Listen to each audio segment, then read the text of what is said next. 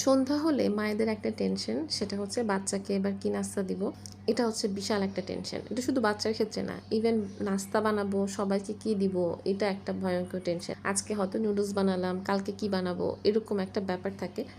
আমরা যখন ছোট ছিলাম তখন আমার মনে আছে, আমরা বিকেল হলেই মানে সারাদিন ক্ষুধা না লাগলেও বিকেলে আমাদের অনেক ক্ষুধা লাগতো, এবং নাস্তা না খাওয়া পর্যন্ত আমরা বিকেলে পড়তেই বসতাম না।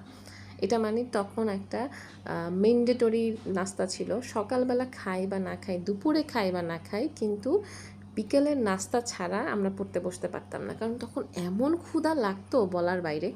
তখন তো আমাদের সময় এত প্যানকেক, এই কেক, এই পিঠা, এই ফ্রাই, এত কিছু ছিল না। তখন ছিল হচ্ছে নর্মাল নাস্তা। এখন তো কত কিছু বের হয়েছে। আমাদের সময় আমাদেরকে যাই দিত আমরা তাই খেতাম, সেটাতেই আমাদের জন্য বেটার ছিল, আমরা সেটাই পছন্দ করতাম।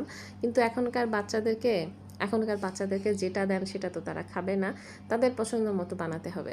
তো আমি আমার 2.5 বছরের মেয়ের জন্য আজকে হচ্ছে প্যানকেক বানাচ্ছি বানানা দিয়ে। নর্মালি এটা কিন্তু যে কোনো ধরনের ফ্রুটস দিয়ে বানানো যায়। যারা মায়েরা আছেন, যারা এটা বানান, তারা জানেন। আপনারা চাইলে আম দিতে পারেন, আপনারা চাইলে তাল দিতে পারেন। সো যে কোনো ধরনের ফ্রুটস দিয়ে কিন্তু এই প্যানকেকটা বানানো যায়।